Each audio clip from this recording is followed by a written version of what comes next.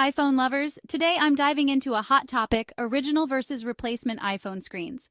Are replacement screens really as good as the originals? Let's find out.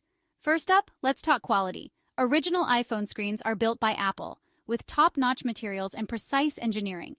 They offer vibrant colors, sharp resolution, and responsive touch sensitivity. Simply put, the original screens are designed for peak performance. But what about replacement screens? Well, not all replacements are created equal. Some repair centers use high-quality third-party screens that come pretty close to the originals. They might save you a bit of money, but the quality can vary. Colors might not pop as much, and touch sensitivity could be off. Plus, they might not be as durable. Now here's where it gets tricky. Some repair centers aren't upfront about using copy screens. They might even lie about it, passing off a replacement as an original. So, always ask questions and do your research before handing over your precious iPhone. And the price difference? It's usually not huge, but the peace of mind knowing you're getting the best quality? Priceless. Original screens come with the assurance of quality and compatibility.